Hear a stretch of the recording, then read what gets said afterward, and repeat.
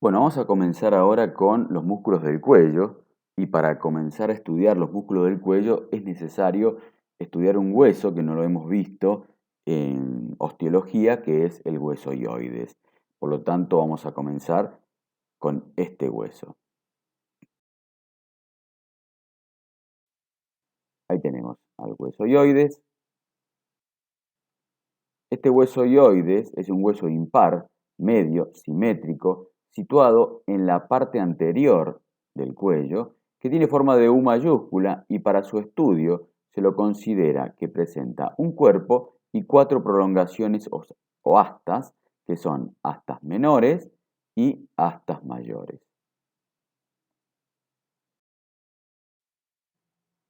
Muy bien, aquí teníamos entonces las astas menores, astas mayores y el cuerpo. Vamos a empezar con el cuerpo, que presenta 2 caras, 2 bordes y 2 extremidades. Esa cara anterior es convexa y presenta una cresta transversal que divide al hueso en una parte superior, que está dirigida hacia arriba, y una inferior dirigida hacia adelante. A su vez, presenta una cresta longitudinal que divide a esa cara anterior del cuerpo en una parte derecha y otra izquierda. En esta cara anterior se van a insertar el tendón intermedio del digástrico, el músculo estiloioideo, el músculo genioideo, el músculo miloioideo, el hiogloso, el homoioideo, el tiroioideo y el constrictor medio de la faringe. Mira la cantidad de músculos y estructuras que se van a insertar en este hueso que tenemos en el cuello. La cara posterior es muy excavada y se corresponde con la membrana tiroioidea, de la cual está separada por la bolsa serosa de Boyer.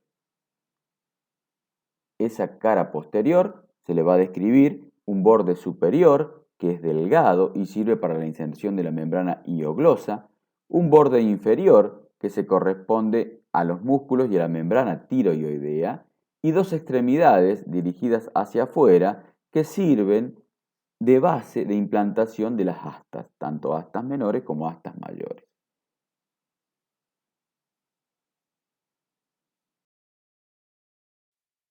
Veamos las astas, que ya habíamos dicho que se dividen en astas mayores y menores. La asta mayor presenta una cara superior para la inserción de los músculos hiogloso y constrictor medio de la faringe. Tiene una cara inferior para la membrana tiroioidea y una base que se continúa con el cuerpo. En el vértice se va a insertar el ligamento tiroioideo.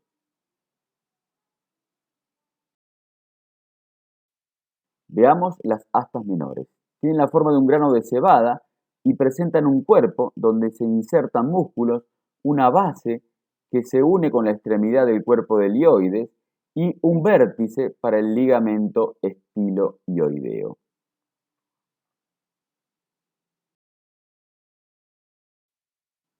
Muy bien, una vez estudiado este hueso que tenemos en el cuello, vamos a comenzar con los músculos del cuello. Y a estos músculos del cuello lo vamos a dividir en una región anterior y una región lateral, en donde en la región anterior vamos a tener los músculos del hueso hioides y los músculos prevertebrales, mientras que en la región lateral lo vamos a dividir en un primer plano o superficial y un segundo plano o profundo.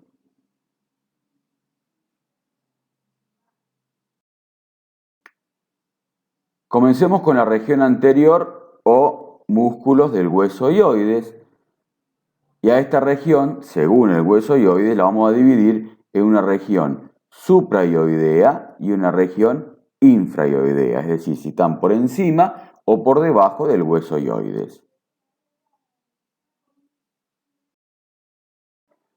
Y estos músculos del hueso hioides vamos a tener los músculos suprahioideos e infrahioideos. Los suprahioideos los vamos a dividir en un primer plano o superficial donde está el digástrico y el estiloioideo y un segundo plano donde se encuentran el miloioideo y el genioideo.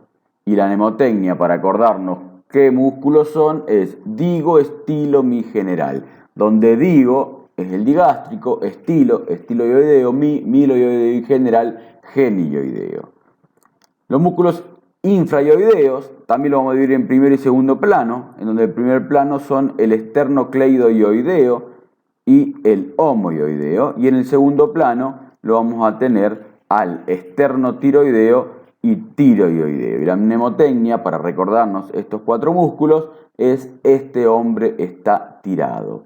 Este esternocleidoideo, hombre homoioideo, está esternotiroideo y tirado tiroioideo.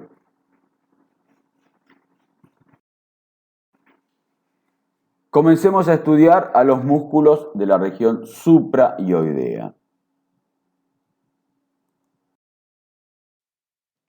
Primer plano, el músculo digástrico. Tiene dos vientres y un tendón intermedio, por eso el nombre de digástrico.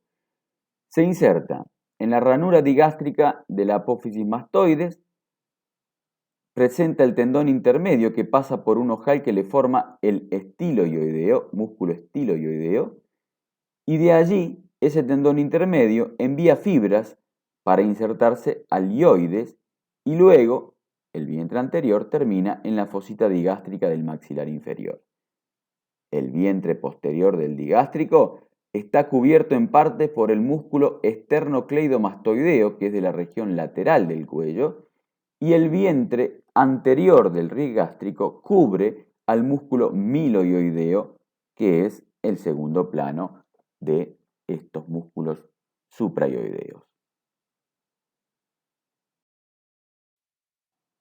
A través del tendón intermedio y el digástrico pueden formar diferentes triángulos, como por ejemplo el triángulo de Pirogov, que está representado ahí en color lila y que está delimitado por el borde posterior del miloioideo, por el hipogloso, el nervio hipogloso mayor, que es un dorsal craneal, y hacia abajo por el tendón intermedio del digástrico. Ese triángulo sirve de referencia para ver que su contenido está pasando por allí la arteria lingual. Es un reparo anatómico importante para saber por dónde pasa la arteria lingual, o se ve la arteria lingual en ese triángulo delimitado por el borde posterior del miloioideo, el hipogloso mayor y el tendón intermedio del digástrico. Otro de los triángulos que forma parte el digástrico es el triángulo de Beclark, que está delimitado por el borde posterior del músculo hiogloso, por el ioides hacia abajo y por el vientre posterior del digástrico hacia arriba. En ese triángulo denominado de Beclark vamos a encontrar al nervio hipogloso mayor y a la arteria lingual.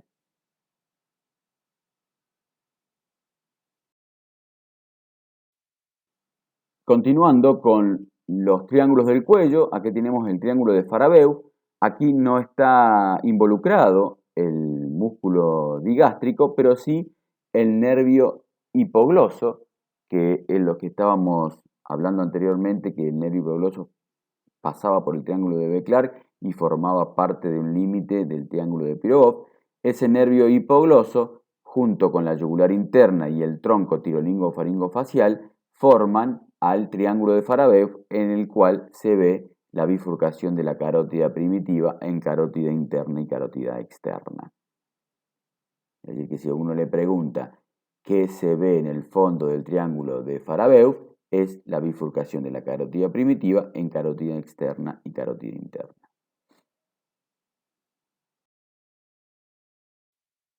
Bien, volviendo con el músculo digástrico, vamos a ver la irrigación. El vientre anterior está irrigada por la arteria submentoniana, rama de la facial, el vientre posterior por la occipital y la auricular posterior, rama de la carótida externa. La inervación, el vientre anterior por el nervio maxilar inferior y el vientre posterior por el nervio facial y el glosofaringio. Y el movimiento que produce este músculo, el vientre anterior fijándose en el ioides, baja el maxilar inferior y fijándose en el maxilar inferior eleva al ioides y el vientre posterior tira hacia atrás al ioides.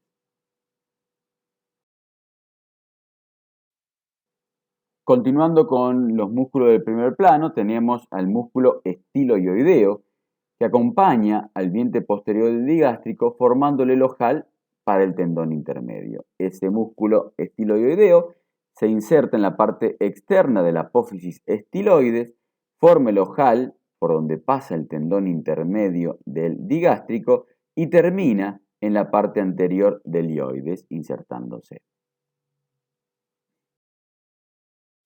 Este músculo, estiloioideo, forma parte del ramillete de Riolano que se va a insertar en la apófisis estiloides del temporal y que lo forman los músculos estiloioideo, estilofaringio y estilogloso y los ligamentos estiloioideo y estilomaxilar, como dije anteriormente, se insertaban en la apófisis estiloides del temporal. Ahí tenemos entonces el estilogloso, el estiloioideo y el estilofaringio. Faltarían los dos ligamentos, estiloioideo y estilomaxilar, pero entre estos tres músculos y dos ligamentos forman al ramillete de Riolano, que se van a unir todos o insertar todos en la apófisis estiloides del temporal. Este músculo estiloioideo está irrigado por la arteria auricular posterior y por el ramo ioideo de la lingual, rama de la carótida externa, inervado por el nervio facial. El movimiento es elevar al ioides. Bien, pasemos entonces al segundo plano, que estaba formado por el miloioideo y el genioideo. Veamos el miloioideo. Es un músculo que constituye el suelo de la boca y por su cara superficial se relaciona con el vientre anterior del digástrico y el músculo cutáneo del cuello. Ese músculo miloioideo hacia la parte media, con el del lado opuesto forma un rafe medio que se denomina línea blanca supraioidea y se inserta hacia afuera en la línea oblicua interna o línea miloioidea del maxilar inferior y hacia abajo en la parte anterior del hueso ioides.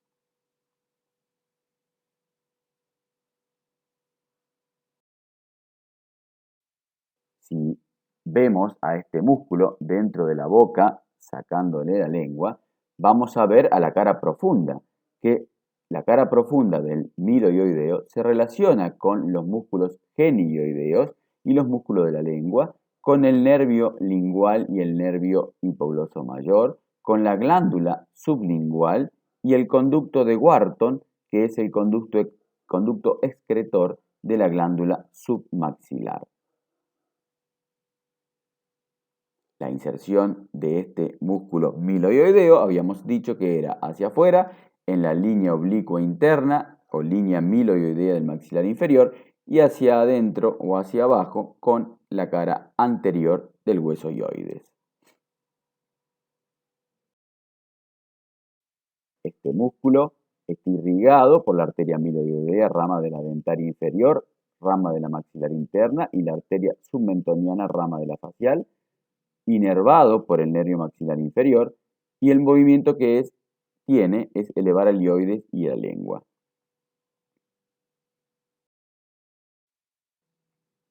El genioideo, ambos músculos están en contacto en la línea media y se hallan cubiertos inferiormente por el músculo miloioideo. Por su cara superior se relacionan con la mucosa sublingual y con la glándula sublingual. Hacia adelante se va a insertar en la apófisis geni inferior y hacia abajo y atrás con el hueso ioides.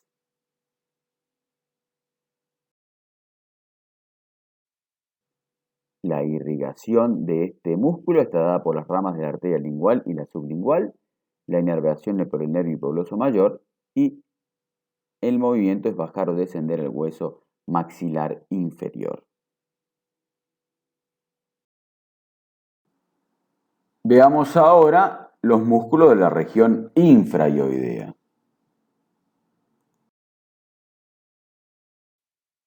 Esternocleidoideo es un músculo que cubre al músculo esternotiroideo y tiroideo que se encuentran por debajo.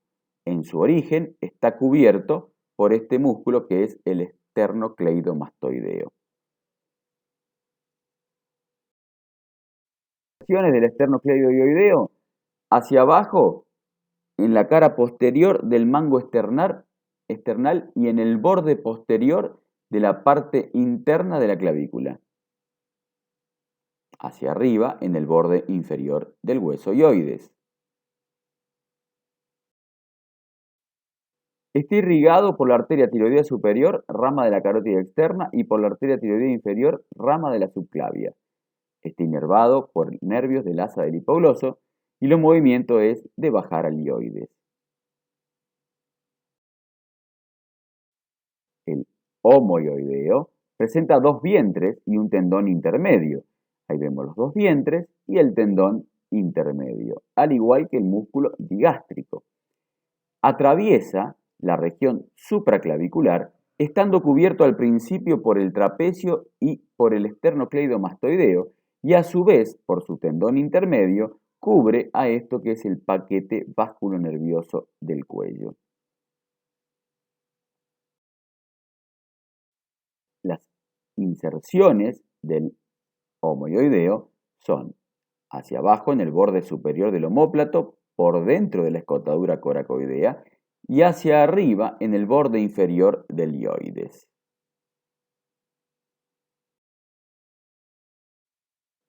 La irrigación del homoioideo es el vientre superior por la arteria tiroidea superior y el vientre inferior por la arteria supraescapular. La inervación por el asa del hipogloso y el movimiento es descender o bajar el ioides. Esternotiroideo cubre la tráquea y la glándula tiroides.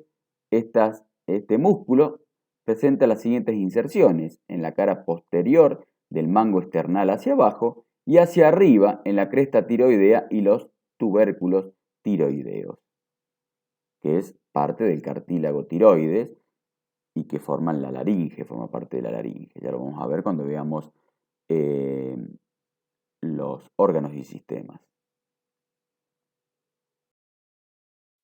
Este músculo está irrigado por la arteria tiroidea superior e inferior, inervado por nervios del asa del hipogloso, y los movimientos es bajar al ioides y la laringe.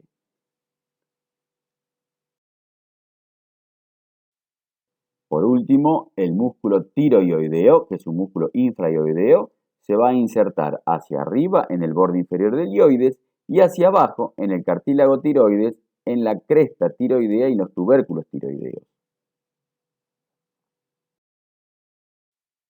Está irrigado por la arteria tiroidea superior, inervado por el nervio hipogloso, y el movimiento es descender o bajar al ioides. Veamos ahora los músculos prevertebrales. Y estos músculos prevertebrales son el músculo largo de la cabeza o recto anterior mayor de la cabeza, que van de la apófisis basilar del occipital a la apófisis transversa de la tercera a sexta vértebra cervical. El recto anterior de la cabeza o recto anterior menor de la cabeza, que van de la apófisis basilar del occipital a la cara anterior de las masas laterales del atlas. Y por último, el largo del cuello, que presenta tres porciones: una porción oblicua superior, una porción longitudinal o vertical y una porción ascendente o inferior. Comencemos con el músculo largo de la cabeza o recto anterior mayor de la cabeza. Este músculo, como dijimos anteriormente, va de la cresta muscular anterior de la apófisis basilar del occipital hacia las apófisis transversas de la tercera a sexta vértebra cervical.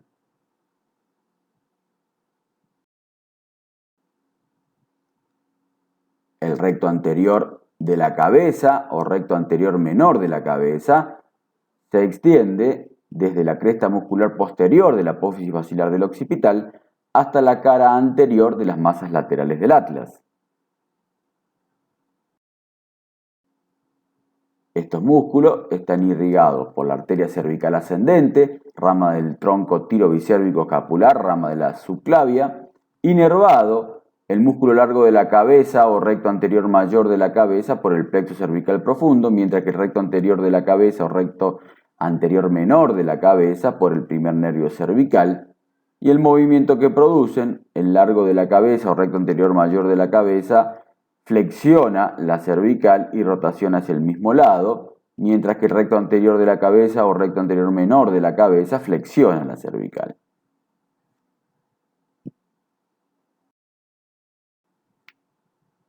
Veamos ahora el músculo largo del cuello, que tiene 3 porciones o fascículos, y esos fascículos son la porción oblicua superior, la porción vertical y la porción oblicua o inferior.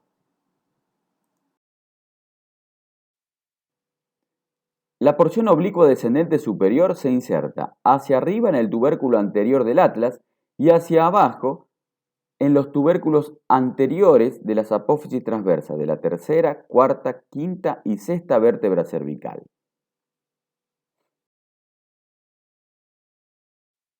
La porción longitudinal o vertical se inserta en el tubérculo anterior del atlas y en la cara anterior de los cuerpos de las vértebras cervicales y en las 3 primeras vértebras dorsales. La porción oblicua ascendente o inferior hacia abajo se inserta en los cuerpos vertebrales de las 3 primeras dorsales y hacia arriba y afuera se van a terminar insertando en los tubérculos anteriores de la cuarta y quinta vértebra cervical. La irrigación de este músculo es por la arteria tiroidea inferior, inervado por los 4 primeros nervios cervicales y el movimiento que produce es flexión de la columna cervical. Veamos ahora los músculos de la región lateral y en estos tenemos un plano superficial donde está incluido el platisma o cutáneo del cuello y el esternocleidomastoideo. Y un segundo plano o profundo donde están los escalenos, que teníamos el escaleno anterior, escaleno medio y escaleno posterior, al intertransversos del cuello, anteriores y posteriores, y al recto lateral de la cabeza.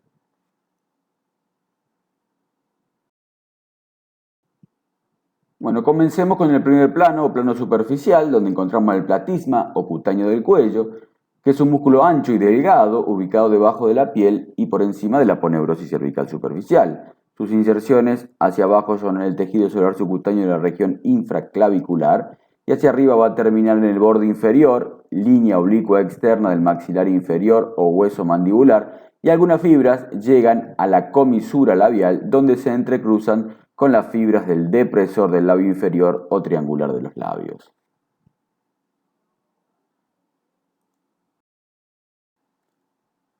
En una vista anterior del músculo cutáneo del cuello o platisma, junto con el músculo del lado opuesto, forman un triángulo de base inferior. Irrigado por la arteria facial, inervado por ramas de la cervicofacial, rama del facial, y el movimiento es atraer hacia abajo la piel del mentón y del labio inferior.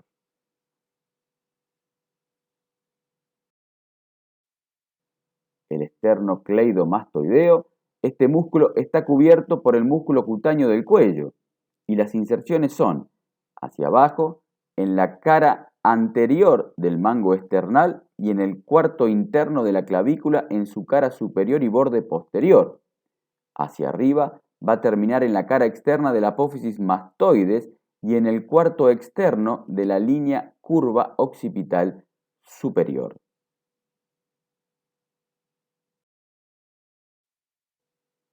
Este músculo, el esternocleidomastoideo, cubre al paquete vasculonervioso del cuello y se lo considera músculo satélite de la arteria carótida primitiva. Ahí tenemos en la imagen el músculo esternocleidomastoideo y si yo lo secciono o lo corto y lo saco, vamos a encontrar al paquete vasculonervioso del cuello formado por la carótida primitiva, yugular interna y el nervio vago o neumogástrico. En este caso es el paquete vasculonervioso bajo del cuello, porque el alto del cuello está formado por la carótida interna, la yugular interna y el vago neumogástrico. Este músculo, el esternocleidomastoideo, está irrigado por 2 arterias principalmente, una superior, rama del occipital, rama de la carótida externa, y otra inferior, rama de la tiroidea superior, rama de la carótida externa. inervado por el nervio espinal y el plexo cervical, y el movimiento que produce es, tomando como punto fijo su inserción inferior, produce extensión, es decir, que dobla la cabeza sobre la columna cervical, y lateralización hacia su lado y rotación hacia el lado opuesto.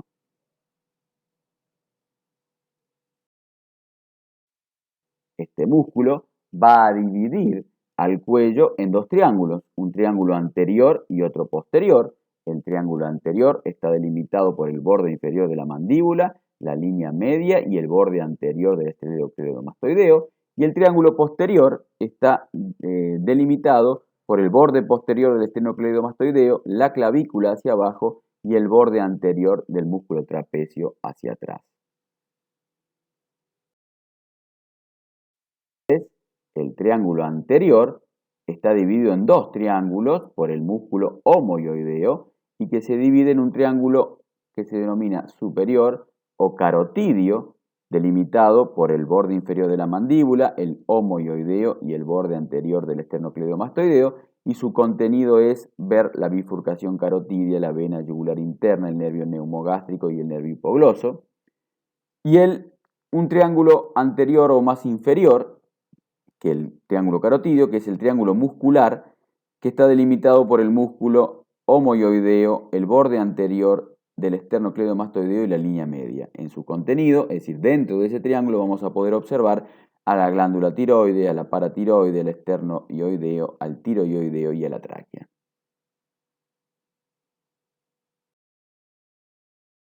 Vamos al segundo plano o plano profundo, donde tenemos en este caso al escaleno anterior, al escaleno medio y al escaleno posterior. Vemos ahí en un poquito aparece el músculo escaleno posterior. Escaleno anterior. El escaleno anterior se inserta hacia abajo en el tubérculo del isfran, en la cara superior de la primera costilla, y hacia arriba va a terminar en los tubérculos anteriores de las apófisis transversas de la tercera, cuarta, quinta y sexta vértebra cervical. Por su cara anterior desciende el nervio frénico y a la altura de la primera costilla se cruza hacia adelante por la vena subclavia y por detrás a la arteria subclavia. Y también hacia atrás se va a relacionar con los troncos primarios del plexo braquial. Es decir, este músculo escaleno anterior es cruzado hacia adelante por el nervio frénico. Hacia abajo se relaciona con la primera costilla y para adelante se va a relacionar con la vena subclavia, para atrás con la arteria subclavia y con los troncos primarios del plexo braquial.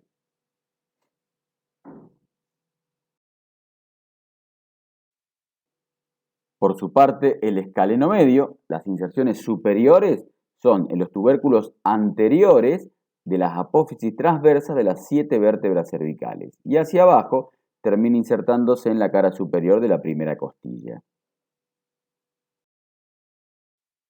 Por último, el escaleno posterior se va a insertar en los tubérculos posteriores de la apófisis transversa de la cuarta, quinta y sexta cervical y hacia abajo termina en la cara superoexterna de la segunda costilla.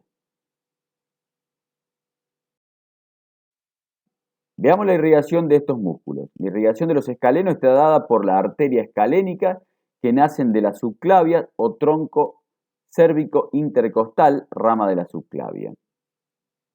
Está inervado el escaleno anterior y medio por las ramas anteriores del tercero, cuarto, quinto y sexto nervio cervical y el escaleno posterior por las ramas posteriores de los nervios cervicales. El movimiento que produce es elevar la primera y segunda costilla en inspiración, es decir, que son músculos inspiradores los escalenos. Veamos los intertraversos del cuello, y estos intertraversos del cuello vamos a tener uno anterior y otro posterior que se insertan entre las apófisis transversas de las vértebras cervicales, uno hacia adelante y otro hacia atrás. Y los movimientos que tienen es de inclinar la cabeza.